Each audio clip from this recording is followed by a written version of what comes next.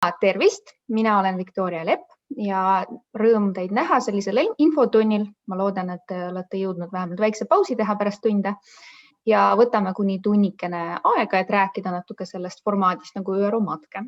Nii, aga siis ÜRO matke, nagu te näete, kohe tekib selline väike kahe nime küsimus, et inglise keeles me nimetame seda ESTMUN, ESTMON või siis Estonian Model United Nations on see põhimõtteliselt ametlik nimi ja põhjus on lihtne, tegelikult kogu programm on ingliskeelne ja sellepärast ka see nimi on ingliskeelne ja logo on ingliskeelne. Aga paraku see lühend, mis on eesti keeles või tähendab see lühend, mis on inglise keeles, ei kõla väga hästi eestikeelses lauses, nii et me eesti keeles ütleme ÜRO matke ilma selle, et me paneme sinna ette Eesti ÜRO matke, et siis lihtsalt olgu mainitud. Ja siin allpool on mõned logod, et siis ka natukene seda tutvustada, et see kõik toimub meie Eesti ühendkoolide võrgustiku tegevuste raames. Eesti ühendkoolide võrgustik, kusjuures kõik koolid, kes praegu on siin esindatud, on tegelikult UNESCO ühendkoolid, isegi kui te seda võib-olla ei tea, siis te olete. Ja see Eesti UNESCO ühendkoolide võrgustik, selle sees on ka selline projekt nagu Läänemere projekt, mis tegelikult oli Eestis natuke enne seda, kui oli UNESCO ühendkoolide võrgustik. Seda võrgustiku juhivad koostöös 2 MTÜ-d Mondo ja Tartu Loodusmäe. Mina täna siis esindan seda Mondo poolt. Ja muidugi meie hea nõustaja on Eesti rahvuslik komisjon, UNESCO komisjon. Ja meie toetajad on Haridus- ja Teadusministeerium ja Välisministeerium. Nendel 2 viimasel aastal on ka Välisministeeriumi jaoks eriti oluline, kuna Eesti ise on julgeolekunõukogus eesistuja ja ajutine liige. Natukene sellest võrgustikust ka, et kuigi võib-olla te juba teate, et see on siis selline võrgustik, kuhu saavad kuuluda erinevad haridusasutused, tegelikult alustades lasteaiast kuni kutsekoolideni välja. Meid on Eestis natuke üle 40 erinevate aktiivsustega, et mõnes koolis on ainult 1 õpetaja aktiivne, mõnes koolis on terve töörühmad, mõnes koolis teabki sellest ainult juhtkond ja 1 õpetaja, teises koolis teavad sellest ka õpilased ja see on ka nähtav kogu kooli jaoks. Ja selle võrgustiku raames toimuvad erinevad üritused. Suur üritus on meil selline aastakonverents iga aasta, kus me kõik kokku saame, koolijuhid, õpetajad ja ka viimastel aastatel õpilased. Et viimane selline päriselu kohtumine oli 2019 ja nüüd eelmisel aastal paraku pidime kolima online. See aasta me kavatseme seda ikkagi suve lõpus teha päriselus Pärnumaal. Nii, aga liigungi siis nüüd edasi. Kui ma juba ütlesin, et UNESCO ühendkoolid, UNESCO on teatavasti üks ÜRO organitest, siis on ka need ÜRO kestliku arengu eesmärgid, mis siin ühel pildil taustal on, et need kõik on sellised raamistikud, mis siis natukene kujundavad seda tegevust, mis selles võrgustikus toimuvad ja meie jaoks siis see ÜRO matke on nagu selline tegevus, mis hakkaski 10 või 11 aastat tagasi. Põhimõtteliselt sellest, et olidki tudengid, kes olid sellest huvitatud. Toona olid sellised tudengid, kes olid ÜRO assotsiatsioonis, kes tahtsid koostööd teha ja niimoodi nad koos Mondoga hakkasid eest vedama ja lõpuks see üritus kolis niimoodi UNESCO ühendkoolide katuse alla. Ja mina, nagu ma ütlesin, aastast 2018 olen hakanud seda juhtima ja saangi rääkida nende viimaste aastate kohta. Et mis asi see siis on? See on hariduslik rollimäng, millel on eesmärk, et noored saavad isikliku kogemuse kaudu tunda seda, mis tähendab ÜRO organite otsustusprotsess. Kuidas käivad need arutelud, kuidas võetakse vastu mingisugused otsused, kuidas toimub vaidlemine ja see kõik nagu nende reeglite järgi, mis päris ÜRO-s toimivad. Nad siis tavaliselt saavad endale sellise ühe organi, kas siis nad kogunevad, tegelikult meie puhul, hakkame nüüd rääkima meie mängu puhul on alati ÜRO Peaassamblee ehk siis kõik kes on osalejad, automaatselt osalevad ka selles peaassamblees ehk siis suurel istungil. Aga neil on ka väiksemad komiteed, kus nad omaette töötavad, olgugi siis julgeolekunõukogu või siis keskkonnaalane komisjon või siis UNESCO, et neid on erinevaid. Iga matkel osaleja esindab istungil talle määratud ÜRO liikmesriiki, kelle seisukohtade ja arusaamadega ta on eelnevalt tutvunud, ehk siis see eeldab ikkagi sellist ettevalmistustööd ja rolli sisseelamist. Et siis noored ei saa päris niimoodi tühja peaga minna ja hakkama lihtsalt tulistama oma isiklikke arvamusi. Ja ma nüüd ütlen, et üle maailma korraldatakse neid rollimänge hästi palju ja juba päris pikalt.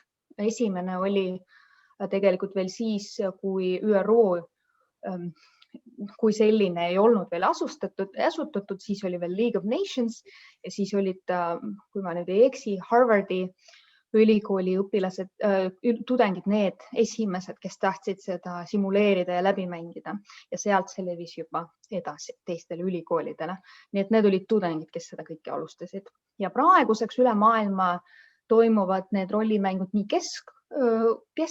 keskkooli õpilastele kui ka ülikooli tudengitele ja nad siis natukene võivad eristuda erinevate eripärade tõttu, et võib-olla neil on veidi teistsugused reeglid, kuidas nad nagu võtavad vastu mingisugused amendment ja nii edasi, aga sisuliselt see on kõik üks ja sama. Ja mida ma tahtsin siin veel kommenteerida?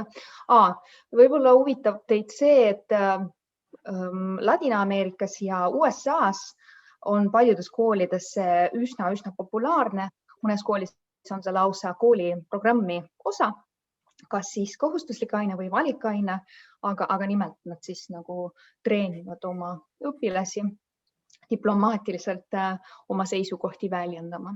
Ja ma ei tea, kui te olete võib-olla USA sarju vaadanud, siis vahel on näha, et seal õpilased tulevad kokku suurele konverentsile, siis seal tulevad võib-olla veel mingisugused kriisisõnumid, olukord muutub ja siis nad peavad sellele reageerima.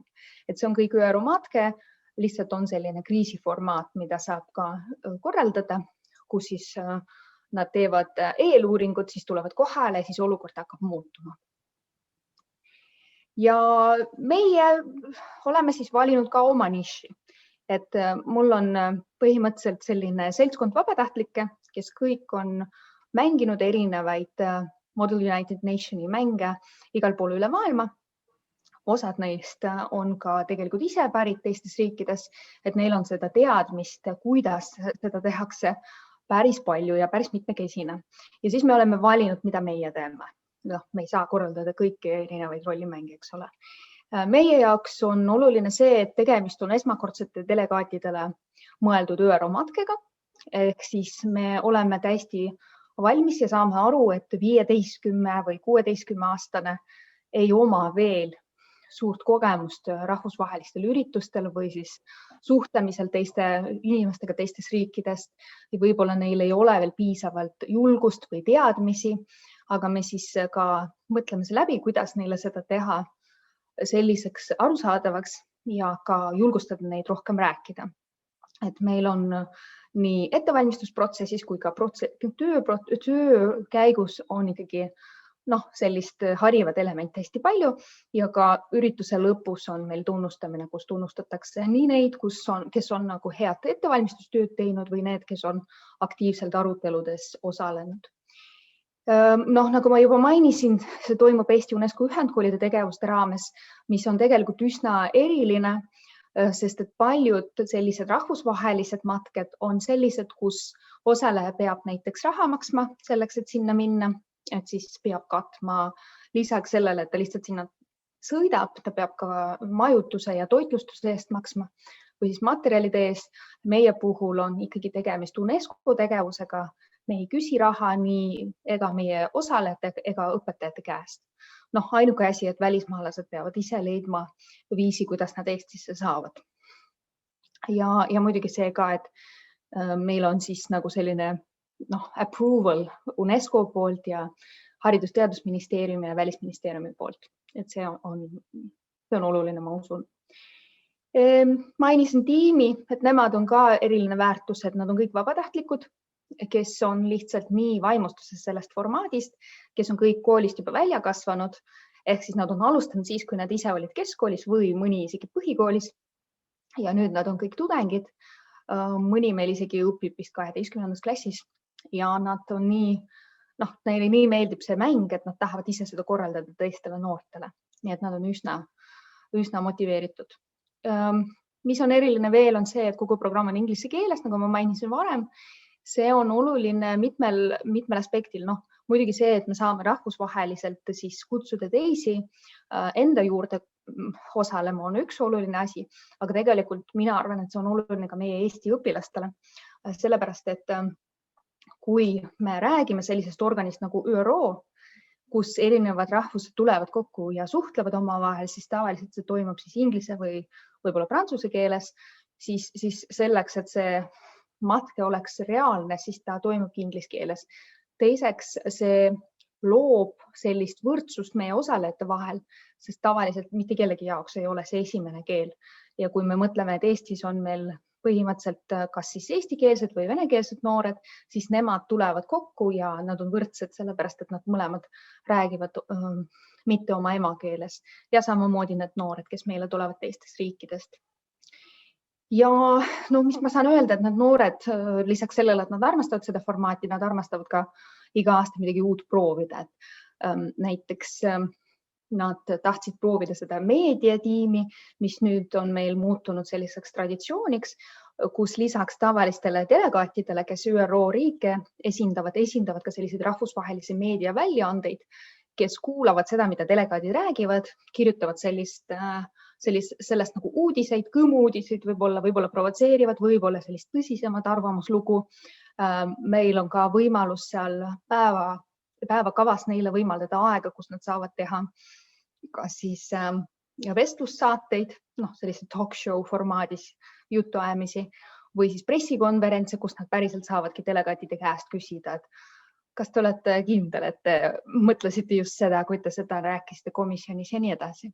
Et need ajakirjanikud annavad sellist vürtsi juurde tegelikult, et nende kaudu saab ka delegaatidele rohkem sellist vastutust panna.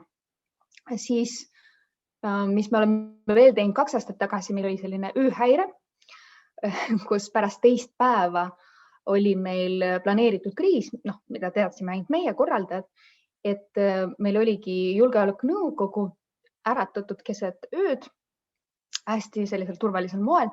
Oligi siis selline ööhäire, kus nad pidid kokku tulema ja ööistungit tegema, sest meil oli selline kavandatud cyber crisis, ehk siis oligi keegi häkker häkkinud meie seda fantaasiamaailma ja siis need ÜRO julgeolekunõukogu pidid mõtlema, kuidas nad siis sellest välja saavad ja siis kogu aeg tuli uut infot ja lõpuks tuligi välja, et see häkker lihtsalt hoiatas neid liidreid.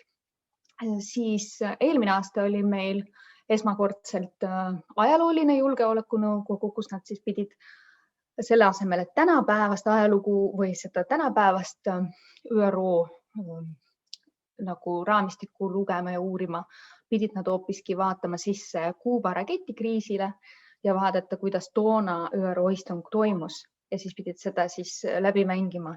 Muidugi seal saab alternatiivset ajalugu mängida, et nad saavad natuke muuta seda, mis päriselus toimus.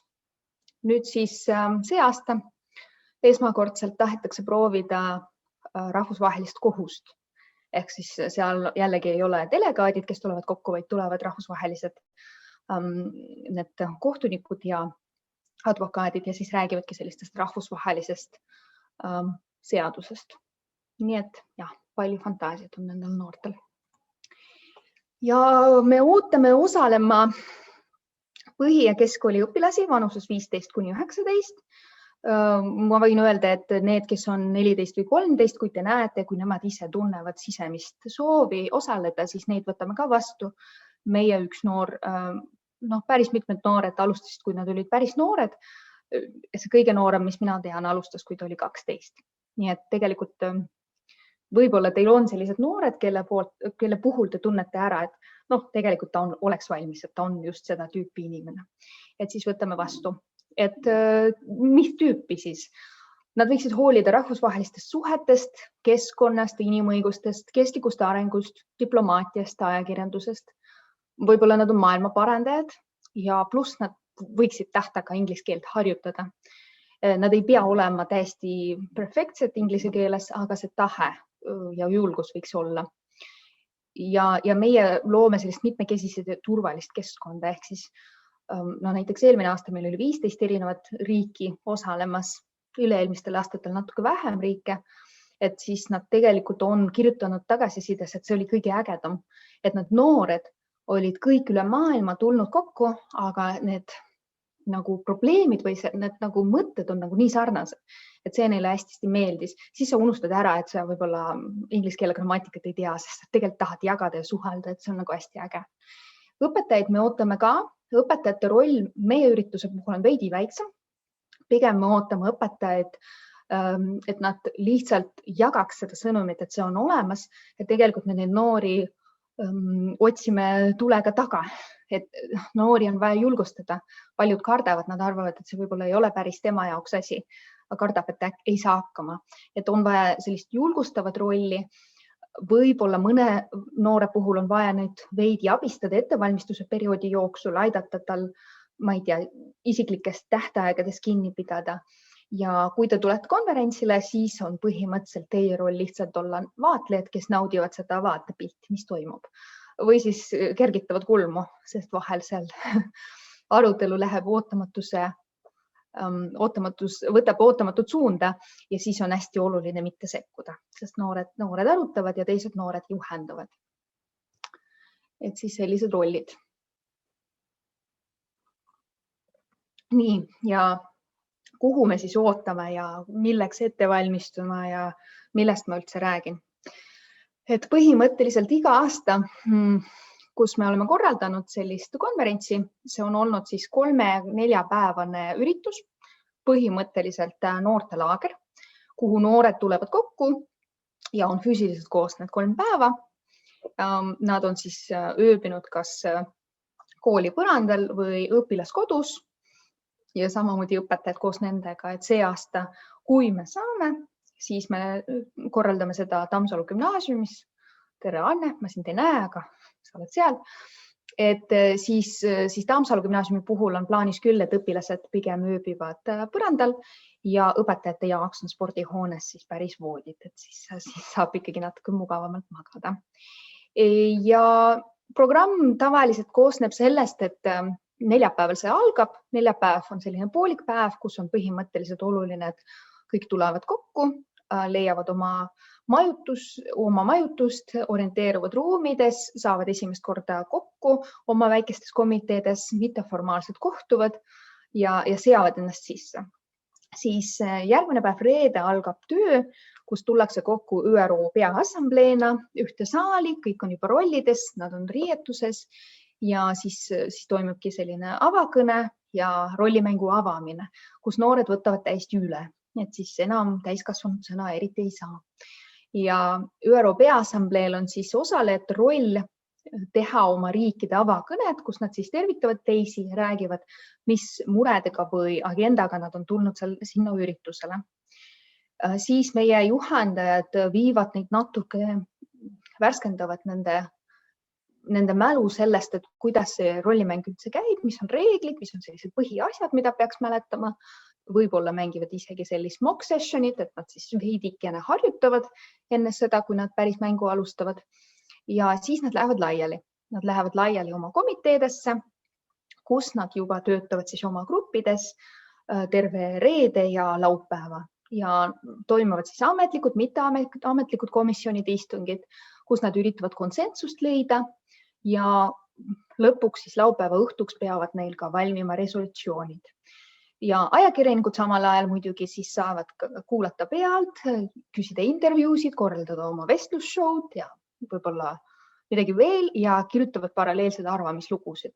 Tavaliselt selle ürituse ajal on meil tehtud ka kinnine Facebooki grupp, kus siis ajakirjanikud saavad enamasti postitada ja teised saavad kommenteerida, mis seal toimub. Et siis me loome nendeks 3 päevaks sellist oma maailma. Ja muidugi seal, kus on noored, ei saa olla ka ainult selline kuiv arutelu, et meil on plaanis ka sotsialiseerumine, meelelahutus, iga õhtu on midagi sellist rollist väljas või siis lõbusamad ja siis viimane päev on jällegi ÜRO Peaassamblee, selline pressikonverents ja siis lõpuks on kõik resolutsioonid esitatud, toimub hääletamine, kas neid võetakse vastu või mitte. Siis lõpetatakse see Peaassamblee, me tunnustame osaleid ja lahkume siis oma kodudesse. Ja uskumatu, kui see ka poleks, et lõpuks nad tavaliselt ütlevad, et aeg oli vähe ja ei taha siis lahku minna. Et see on see, kuidas see oli nüüd 3 aastat tagasi ja 2 aastat tagasi, et muidugi eelmine aasta oli veidi erinev, et meil oli selline üritus plaanis aprilliks, aga siis hakkasid asjad juhtuma ja info hakkas muutuma. Me üritasime alguses seda tõsta augustisse ja lõpuks pidime tegema online. Ja ütleme, et see eelmine aasta oli selline kurnav ja lõpuks meil ikkagi see toimus ja oli umbes 30-40 osalejat olemas, aga see aasta me tahakski seda üles ehitada nii, et meil ei oleks ootamatusi, et me oleme valmis 3 plaani tegema, planeerime niimoodi, et plaan A on see, et me päriselt tuleme füüsiliselt kokku, et kõik osalejad on füüsiliselt, ka need, kes tulevad välismaalt, aga ütleme nii, et iga päevaga see lootus kaob, et kas me võime ikka päris nii teha. Siis B-variant on see, et Eesti õpilased tulevad kokku ja teised õpilased on siis interneti teel meiega ühenduses, et siis meil toimub selline hübriidüritus.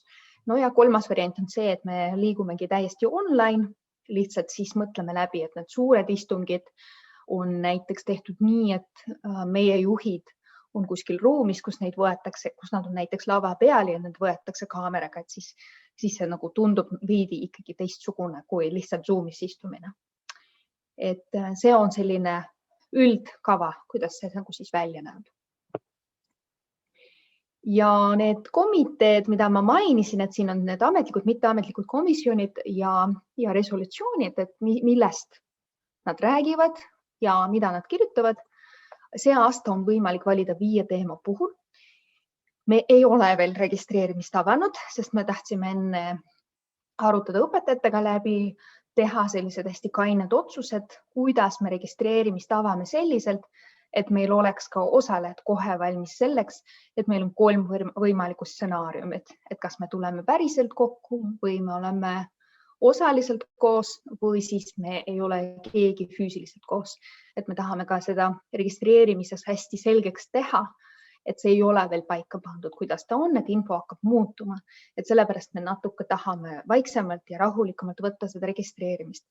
Aga ma arvan, et 2 järgmise nädala jooksul me registreerimist avame, siis palume ka teil seda infot jagada oma õpilastega ja siis seletada, et neil on võimalik osaleda 1-5 võimalikust töögrupist ja tavaliselt registreerimise ajal nad saavad valida prioriteetide järgi, et nad saavad valida näiteks 3 prioriteeti, et milline on tema valik number 1, 2 ja 3. Ja meie siis gruppide kokkupanemisel vaatame, et me üritame alati esimest valikut kõigile pakkuda, aga vahel on lihtsalt kõigil sama esimene valik ja siis me peame tegema otsuseid, et aga vähemalt teist valikut tavaliselt saab. Et esimene on meil ÜRO pagulasamet ja see komitee osaleb sellises rahvusvahelises challenges. Nemad, kes selles grupis on, nemad siis kirjutavad resolutsiooni, mis hiljem läheb rahvusvahelisele võistlusele, kus siis teised MUN-id, mis üle maailma on, nemad kirjutavad samasuguseid resolutsioone ja siis ÜRO pagulasameti ametnikud ja teised ametid hindavad neid resolutsioone ja jagavad auhindu. Et see on päris huvitav, me ei ole seda varem teinud. Siis teine grupp on need noored, kes on huvitatud pigem keskkonnast, kes on siis kliimamuutuste huvilised ja kaitsjad, et nemad siis arutavad ÜRO kliimamuutuste raamkonventsiooni ja kitsam fookus on seekord nature-based solutions for climate change mitigation and adaptation. Põhimõtteliselt, kui ma olen nende juhtidega rääkinud, kes seda komiteed juhivad, nemad siis tahavad viia arutelu sinna, et meil on vaja tegeleda tegelikult ökosüsteemide ja bioloogilise mitmekesisuse taastamisega selleks, et me pööraks siis seda protsessi siis aeglasemalt või ümber. kolmas on need, kes on juurest huvitatud, seesama rahvusvaheline kohus arutab inimõiguste rikkumisi just sellise pandeemia valguses. Minu teada nad võtavad sellist mitme riigi vahelist konflikti, kus siis on nagu selline piiride ületamine ja sellega seoses inimõiguste rikkumised. Julgeolekunõukogu on meil ka ikka, sest see on Eesti jaoks hästi oluline jätkuvalt, et nemad siis arutavad lapsi ja relvastatud konflikte. See on ka päris oluline teema. Ja muidugi meedia esindajad, kes eristuvad teistest, et siia saab julgelt soovitada selliseid võib-olla loovamaid, võib-olla isegi natuke introvertsemaid õpilasi, et tihtipeale need, kes meedias on esimest aastat, vaatavad pealt, kuidas teised mängivad, nad saavad julgust ja siis teinekord tulevad ise mängima, et see on nagu selline päris hea sisenemiskoht. Ja umbes 15 noort on igas grupis, see on hästi umbes. Eks me vaatame, milline huvi on, kas kõik grupid toimuvad ja võib-olla mõni on suurem, aga julgeolekunõukogu on 15, seal ei saa midagi parata, et see on lihtsalt nii. Teised võivad siis veidi suuremad olla ja meedia puhul me ei ole veel ka otsustanud, et me vaatame, kui suur huvi sinna osalejatel on. Ja enne seda, et kui ma ütlen, et see kõik toimub juuni alguses, kuhu ei ole enam nii palju aega, siis enne seda on meil plaanis kaasata õpilasi ja teha ettevalmistust. Mina olin arvamusel, et ma pean alustama õpetajatest just selleks, et teada ette, et millised küsimused on õpetajatel ja kuidas me saame koostöös seda protsessi läbi viia, sest praegu me ei saa koolidesse sisse, nii teie kui ka meie ja siis ongi võib-olla rohkem sellist iseseisvat ettevalmistust ja meie poolt sellist rohkem online contenti. Et üks asi, mis on juba valmis, on ÜRO matke videod YouTube'is. Ma hiljem, kui ma seda ekraani lõpetan jagamist, siis ma näitan teile brauseris. Meil on valminud eelmine sügis 3 videod. Üks on puhtalt sellised meie tiimi sellised soovitused, et kuidas ette valmistada, mida karta ja mida vastupidi nagu hirmud maha võtta. See on selline, mobiilidega võetud üles hästi lühike, hästi praktilised sellised soovitused. Siis teine on selline, kus nad näitavad läbi neid rules of procedure, kuidas toimub komitees hääletamine, kuidas sa sõna võtad, milliseid sõnu sa kasutad. See on selline hästi praktiline. Ja kolmanda nimi on decorum. See pigem keskendub sellisele etiketile, käitumisele ja riietusstiilile ÜRO matkel, et see on natuke selline lõbusam.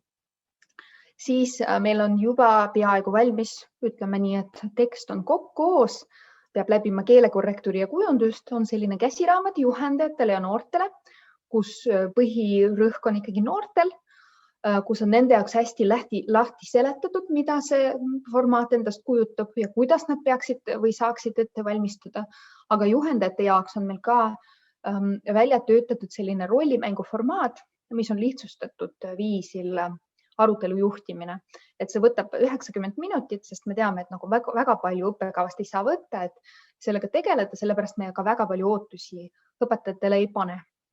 Et seal on selline rollimäng, kus nad saavad endale sellised fantaasiariigid, mis kõik asuvad ühe mere kaldal ja nad ühiselt siis peavad selle mere muresid lahendama. Ja rollikaartidel on juba peal kirjas, et mis riik näiteks panustab sellesse, et see meri on must, kus kohas on näiteks kodusõda, ehk siis sealt inimesed pagevad ja tahavad üle mere siis viia, kes on seal väike saar, kelle jaoks on kliimamuutused teema ja siis nad kuidagi omavahel peavad arutama seda mere kasutust ja mere probleeme ja leidma konsensust. Et meelega on meil seal fantaasiariigid ja fantaasiameri, et oleks õpilastel lihtsam ka kohe niimoodi ilma ettevalmistuseta sisse elada ja hakata seda rolli mängima, et siis ei oleks sellist probleemi, et sa võib-olla ei tea fakte päris riigi kohta. Et see on seal käsiraamatus sees ja aprilli lõpupoole me plaanime teha nende teemade kohta sellised no mitte webinarid, vaid pigem infotunnid, kus siis nende komiteede ja gruppide juhid kohtuvad nendega, kellel on huvi nende gruppide vastu ja nad räägivad, et kuidas see töö on üles ehitatud, milline on see teema, natuke nagu juhatavad sisse ja julgustavad, et tule ikka mulle. Et see on siis plaanis aprilli lõpus, räägivad struktuurist, temaatikast, võib-olla veidi nagu reeglitest ka.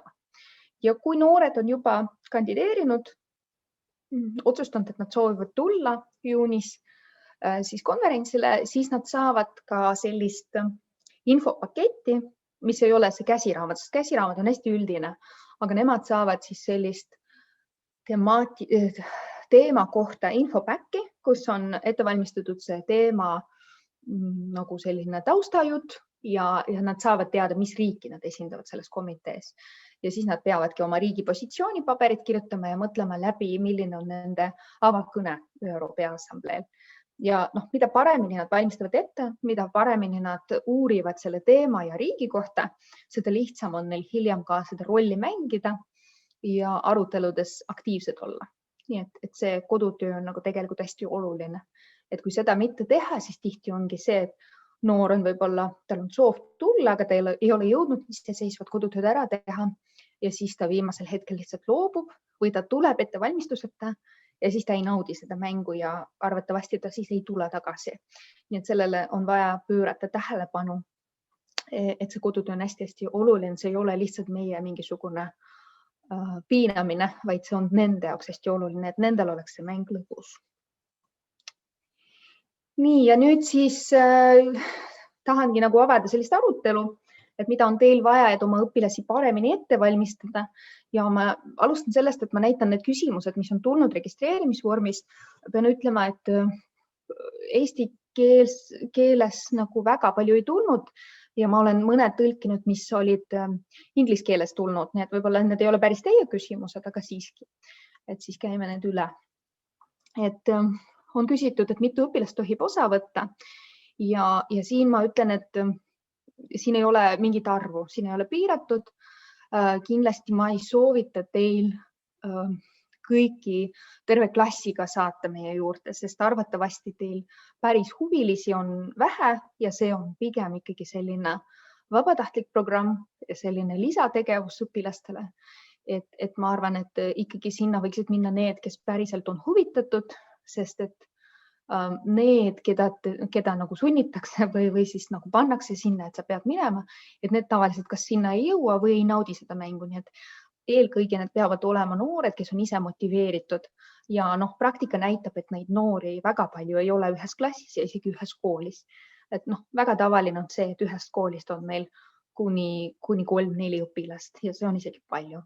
Et 1-2 üksikut, see on täiesti normaalne. Ja alguses Aare ka rääkis, et paljud tema õpilased on üldse iseseisvad. Et ma tean küll, et Hugo Treffnerist on osalejad tulnud ja võib-olla nad isegi ei ütle teile, ise tahavad tulla. Et selles mõttes siin ei ole piirangud ja siin on nagu see eelviimane küsimus on ka seotud sellega, et kas võivad osaleda ka üksikud või peab olema võistkond. Et selle ürituse puhul võistkondi ei ole. Alguse ajal, kui alustati selle simulatsiooniga, siis oli küll nii, et ühe riigi esindasid kohe 3 või 4 õpilast ja see on omaette hea praktika, sest et siis neil on rohkem julgust. Nad tahavad kambakesi tulla, nad tahavad kambakesi teha sellist koostööd ja eeltööd ja niimoodi grupitööd. See on kõik tõesti päris hea mõte, aga lõpus on see, et tihtipeale mõni neist on motiveeritud ja teised lihtsalt tulevad kaasa ja siis nad on terve konverents lihtsalt vaiksed või siis tegelevad kõrvaliste asjadega. Et me oleme ära võtnud selle võistkonna küsimuse ja praegu on igaüks enda eest väljas, aga samas nad ju ürituse ajal leiavad need, kellega nad samamoodi mõtlevad ja neil on lihtsam teha selliseid koalitsioone teiste riikidega, kui nad enda eest seisavad. Ja samamoodi nad õpivad palju rohkem. Nii et me võtame vastu üksikud õpilased ja teil ei ole piirangut, et kui teil on ka 5 või 10 õpilast, kes on päriselt motiveeritud, see on ka okei, las nad kandideerivad. Et eks me siis vaatame, kui palju on neid siis kandideerinud. Ma võin natuke sellist salainfot öelda, et kui ma näen, et ühest koolist, meil on Lätist on tavaliselt hästi palju nad tulevad niimoodi 10 ühest koolis ühe õpetajaga, et ma tavaliselt üritan neid ka, ma vaatan nende prioriteete ja tavaliselt neil ei ole samasugused huvid ikkagi. Ja siis ma nagu vastupidi jagan neid niimoodi, et nad komisjonides on eraldi. See annab neile endale rohkem sellist isiklikku vastutust ja see on natuke parem neile. Sellest, et kuidas formaat välja näeb, kui kehtivad koroonapiirangud, ma natuke juba mainisin. Kui ma oma slaidi eest võtan, siis me võime sellest veel rohkem rääkida. Eks ma ütlesin, et ma ei saa praegu, varem ka me väga palju õpetajatele ootusi ei pane, aga kui on nagu huvi isiklikult õpetajal või võimalus toetada õpilasi ettevalmistusel, siis on kindlasti väga-väga tore. Ma tean, et nagu mõne õpilase puhul see on hästi oluline, et kui õpetaja teda toetab ja on enne üritust ja ürituse ajal võib-olla isegi kuidagi toetab ja on kaasas, siis see annab neile hästi palju jõudu. Samas mõne jaoks ei ole üldse tähtis, et nad tulevad ise ja saavad väga hästi hakkama. Ja teemadest ma olen rääkinud, nii et ma loodan, et ma olen sellele küsimusele vastanud. Nii, ma praegu lõpetan jagamise, vaatan, kas kõik on alles. Nii, väga hea. Ma loodan, et ma avasin kõik küsimused, aga kui teil on midagi küsida, siis palun. Ja nüüd ma näitan teile ikkagi veidikene seda infot, mis mul brauseris on. Et kus te leiate infot, on ka siin Maailmakooli lehel, maailmakool.ee, kui te veel ei tea. Ja siin on meil UNESCO ühendkoolid, ÜRO tööprotsessi matke. Et siia tuleb ka see info, et ta tuleb niimoodi, et ta praegu on natuke vana info, aga inglise keeles on ta juba uus, et siin on Topics of 2021 ja siin on ka need tegevused, et nii kui info hakkab tulema, siia tulevad need lingid. Tavaliselt ma tekitan ka ikkagi iga kord, kui uus uudis tuleb, et ma tekitan ka uudist pealehele siia. Näiteks need infotunnide kohta oli uudis siin. Teine koht on kindlasti Maailmakooli Facebook ja teile ma kindlasti saadan ka meiliga. Ja nüüd, mis puudutab need videosid, siis on YouTube'is samamoodi Maailmakool ja siin on videod ja siis on esitusloendid. Esitusloendite all on see Est-Mon ja siis saabki vaadata neid 3 videosid, millest ma rääkisin. Siin on Rules of Procedure, siin on Decorum ehk siis etikett, käitumine, riietumine ja siis need lühisoovitused, et kuidas valmistuda ennast ette. Videote kohta. Aga niimoodi natuke alla tunni meil võttis. Eks ma siis hoian teiega ühendust. Ma loodan, et see oli ikkagi kasulik ja eile osales ka natuke isegi rohkem oli õpetajaid, et neid õpetajaid on ja tegelikult on tore ka, kui konverentsil õpetajad tulevad, et see selline natuke, ta on võib-olla veidi passiivsem õpetaja jaoks, et ei pea nii palju tegema, aga siiski mina usun, et see on huvitav oma õpilasi jälgida kõrvalt, et kuidas nad iseseisvalt toimetavad. Aga aitäh, et ma olen siin, et ma arvan, et me oleme lõpetanud, aga kui te soovite midagi küsida, siis te võite veel jääda, aga ülejäänutele siis head aega. Aitäh!